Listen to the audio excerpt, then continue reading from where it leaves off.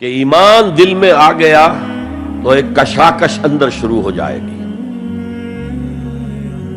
میں اگر فرائیڈ کی اصطلاح استعمال کروں تو ایگو اور اڈ یا لبیڈو میں تصادم ہوگا۔ آپ کے نفس کی خواہش کچھ اور ہے، ایمان کہتا ہے غلط۔ کشاکش ہوگی کہ نہیں؟ یہ اندرونی جہاد ہے اپنے نفس کے خلاف۔ جیسے فرعون نے کہا تھا الیس لی ملک مصر وہذہ الانہار تجری من تحتی، کیا میں بادشاہ نہیں ہوں مصر کا؟ مصر کی حکومت میری نہیں ہے؟ اور کیا یہ ساری نہریں جو ہے میرے نظام کے تحت نہیں چل رہی؟ اسی طرح برا نہ مانیے، ہمارا نفس کہتا ہے یہ جسم میرا ہے، میری ملکیت ہے، اٹس مائی ڈومین، میری خواہش پوری کرنی ہوگی۔ جیسے اس نے کہا میں نہیں جانتا کوئی خدا ہے میرے سوا اور میرے اوپر، میں نہیں مانتا۔ نفس بھی کہتا میں نہیں ماننے کو تیار، کیا حلال ہے کیا حرام ہے، کیا جائز ہے کیا ناجائز، میری خواہش پوری کرو۔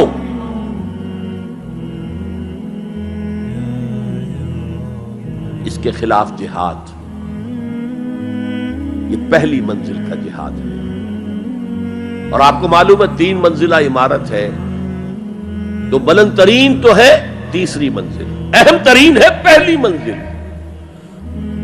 پہلی منزل بنے گی تو دوسری بنے گی، دوسری ہوگی تو تیسری بنے گی نا۔ پہلی منزل یہ ہے اور اہم ترین یہ ہے۔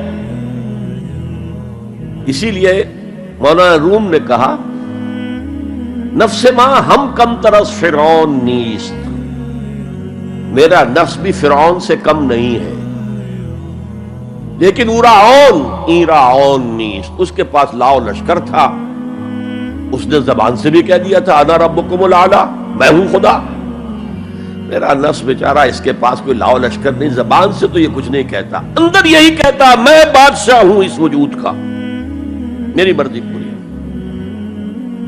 اسٹرگل اگینسٹ دس بیسر سیلف، ایک سیلف ہے اونچی سیلف، خودی، انا، ایگو، اور ایک ہے یہ بیسر سیلف، ہماری جبلتیں جو اندھی بہری ہیں، جو حلال اور حرام سے انہیں کوئی غرض نہیں ہے، ان کے خلاف جہاد کرنا۔ آپ نے فرمایا صلی اللہ علیہ وسلم المجاہد من جاہد نفسہ، اصل مجاہد وہ ہے جو اپنے نفس کے خلاف جہاد کر سکے۔ تمہارے اندر یہ دشمن تو بیٹھا ہوا ہے، تکڑا ہے، تمہیں کنٹرول کرنا، چلے وہ باہر کے دشمنوں سے جہاد کرنے کے لیے۔ تم نے ٹانگے کو گھوڑے کے آگے باندھ دیا۔ اور ایک دفعہ حضور سے پوچھا گیا ایُّ الجہاد افضل یا رسول اللہ، اے اللہ کے رسول سب سے افضل جہاد کون سا ہے؟ فرمایا ان تجاہد نفسک فی طاعت اللہ، اپنے نفس کے خلاف جہاد کرو، اسے اللہ کا مطیع کرو۔ یہ جو اندر کی کشمکش ہے، کشاکش ہے، یہ جہاد فی سبیل اللہ کا نقطہ آغاز، اللہ کا مطیع بنانا ہے نفس کو۔ اس کے ساتھ 2 سب لیول اور ہیں۔ اس نفس کو بھڑکانے والی ایک قوت ہے انویزیبل، اور ویزیبل بھی ہے۔ انویزیبل قوت سب سے بڑی ابلیس، شیطان، لعین، اور اس کے چیلے چانٹے جنات میں سے، اور ویزیبل میں انسانوں میں جو اس کے ایجنٹ ہیں، جو فحاشی کو کلچر کا نام دے، یہ اس ابلیس کے چیلے ہیں۔ ان کے خلاف جہاد نہیں کریں گے آپ، اگر آپ ان کے خلاف ایگریسو ایٹیٹیوڈ اختیار نہیں کریں گے تو آپ ان کے دباؤ میں آ جائیں گے۔ ان الشیطان لکم عدو فاتخذوہ عدوا، اے لوگوں یہ شیطان تمہارا دشمن ہے، اس کو اپنا دشمن سمجھو۔ وہ تمہیں سبز باغ دکھاتا ہے، بدی کو مزین کر کے دکھاتا ہے، اچھے اچھے نام اس کے رکھ دیتا ہے، اور تمہیں آمادہ کرتا ہے بدی کے ارتکاب پر۔ نہیں، وہ تمہارا دشمن ہے۔ افتتخذونہ وذریتہ اولیاء من دونی، تم مجھے چھوڑ کر اسے اور اس کے چیلے چانٹوں کو تم اپنا دوست بناتے ہو۔ نہیں، شیطان کے خلاف جنگ کرو۔ اور تیسرا اس پر سب لیول کیا ہے؟ معاشرہ اگر بگڑا ہوا ہے، اس کا عمومی رجحان برائی کی طرف ہے، تو سوشل پریشرز آپ کو ادھر دھکیلتے ہیں.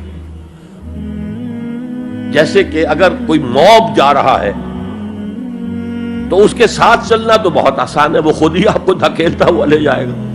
اس کے خلاف چلنا بہت مشکل کام. ہو سکتا ہے آپ بڑی زور لگا کے 4 قدم آگے بڑھیں، پھر کوئی ریلا آئے 10 قدم پیچھے لے جائے.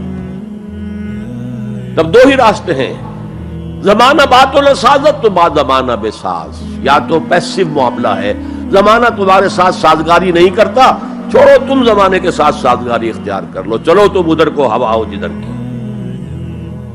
ایک یہ ہے کہ نہیں، زمانہ بات سازت تو بعد زمانہ ستیس. زمانہ اگر تمہارے ساتھ سازگاری نہیں کر رہا تو زمانے سے جنگ کرو، لڑو، ریزسٹ کرو.